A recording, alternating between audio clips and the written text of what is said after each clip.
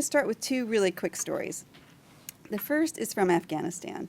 There was a group of women who were living in southern Afghanistan, and they started to notice some strange activity in their community. Women from Uzbekistan were knocking on their doors, asking mothers about their sons. The strangers said that their husbands wanted to bring business investments to the community.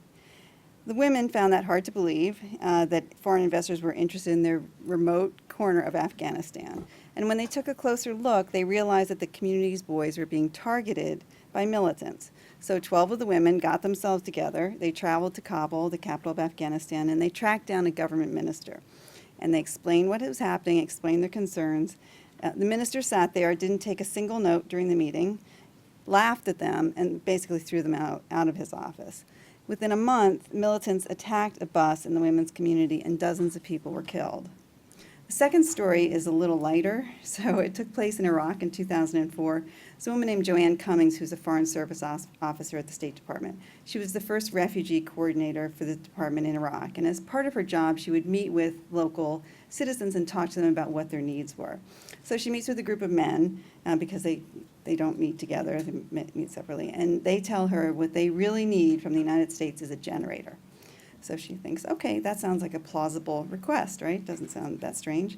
And she meets with a group of women from the same village, and they don't ask for a generator. They explain to her that they need a water tank because their daughters have to walk so far to get water, and they're getting attacked on their way, and that a water tank would solve this problem. So Joanne says, well, it's interesting, the men, I met with them earlier, and the men in your community said that you need a generator. And the women laughed, and they said, well, that's because the men want to watch TV. So I don't know, it's not a compelling issue in the same way as the first one. But I think the important thing is that these stories illustrate that women have different perspectives and experiences, and that those experiences are really critical to our work, to our national security, and to our foreign policy. The stability of a community, the prevention of violent extremism, and the prudent use of U.S. taxpayer dollars are important issues that we want and we really need to get right. From every angle, morally, financially, strategically, the empowerment of women and girls around the world matters to U.S. foreign policy. When women do better, countries do better.